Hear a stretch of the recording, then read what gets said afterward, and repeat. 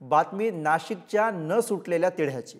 नाशिकच्या जागेसाठी अद्यापही रस्सीखेच कायम आहे। छगन भुजबळ यांनी माघार घेतल्यानंतर हेमंत गोडसे आणि अजय बोरस्तेंकडून मुख्यमंत्री शिंदेंकडे लॉबिंग सुरू आहे। त्यामुळे उमेदवारीबाबत अजूनही सस्पेन्स कायम आहे। हेमंत गोडसेंकडून प्रचार सुरू झालाय तर तिकडे बोरस्तेंकडून सध्या भेटीगाठी सुरू असल्याचं दिसतंय। आणि याविषयी अधिक बोलूयात, प्रतिनिधी अजय माने आपल्यासोबत। अजय, नाशिकचा तिढा काही सुटत नाहीये, म्हणजे तिकडे भुजबळांनी माघार घेतली पण आता इकडे शिंदेंच्या शिवसेनेमध्ये चुरस कायम आहे। अजय,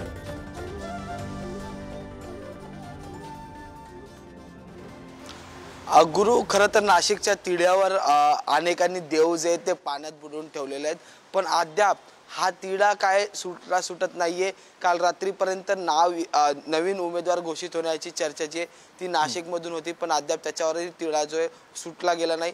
छगन भुजबळ यांनी काल एक मोठे गौप्यस्फोट केला आणि त्याच्यानंतर या संपूर्ण राजकीय रिंगणातून, म्हणजे लोकसभेच्या राजकीय रिंगणातून माघार घेतली। त्यांनी म्हटलं की माझं नाव थेट देशाचे गृहमंत्री अमित शाह आणि देशाचे पंतप्रधान नरेंद्र मोदी आणि महायुतीतल्या महत्त्वाच्या नेत्यांसोबत त्यांनी माझं नाव घेतलं की छगन भुजबळ तिथून उमेदवार असायला हवेत। पण आता ह्या सगळ्या रिंगणात जे ती आपण प्रचारात मागे पडत आहोत आणि हे तिढा सुटत नाही, म्हणून मी माघार घेतो।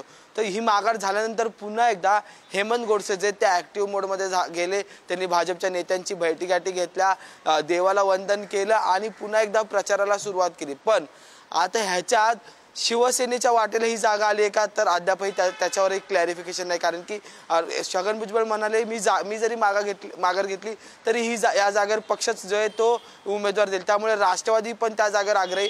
तर दुसरीकडे अजय गोडसे हेमंत गोडसे मागच्या अनेक दिवसांपासून जे ते मुख्यमंत्र्यांच्या भेटीगाठी करताना पाहायला मिळत आहे। शक्ती प्रदर्शन त्यांनी नाशिकमध्ये दाखवलं।